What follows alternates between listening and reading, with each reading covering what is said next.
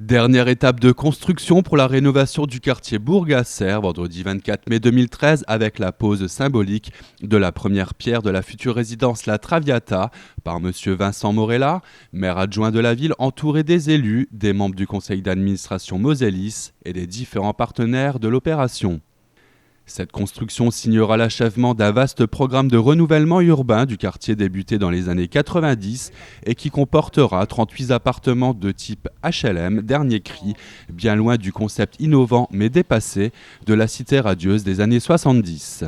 Il se trouve qu'effectivement cette forme d'habitat très dense a très mal vieilli et aujourd'hui on part sur des petites opérations. L'opération en question fait 38 logements et effectivement il y a un pas très important qui a été fait en termes de qualité constructive puisque le bâtiment présente des qualités aujourd'hui par rapport à l'économie d'énergie, par rapport à l'accessibilité.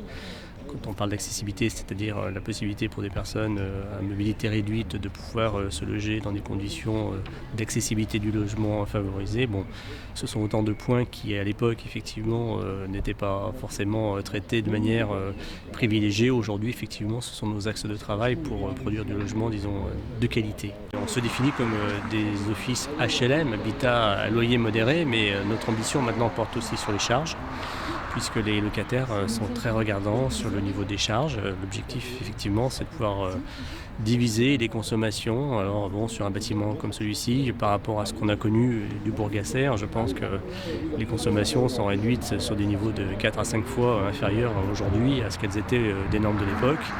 Depuis, oui, effectivement, il y a eu un choc pétrolier. Aujourd'hui, les énergies sont devenues chères et puis aussi, il y a le problème du réchauffement climatique. Donc sur ce programme, il y a des choses intéressantes. Il y a une isolation par l'extérieur, ce qui fait que le bâtiment est très bien isolé. Donc déjà, quand un bâtiment est bien isolé, on est obligé d'apporter un peu moins de chauffage. Et puis on a aussi des capteurs thermiques solaires sur la toiture, ce qui fait que l'eau chaude est réchauffée. On considère que ça peut faire baisser à peu près de 50 à 60% le coût du réchauffage de l'eau. La résidence La Traviata devrait pouvoir accueillir ses premiers locataires au printemps 2015 et sera composée de 11 appartements de type T2, 17 de type T3 et 10 appartements de type T4 afin de répondre aussi bien aux besoins des personnes seules, des couples, des jeunes ou des seniors.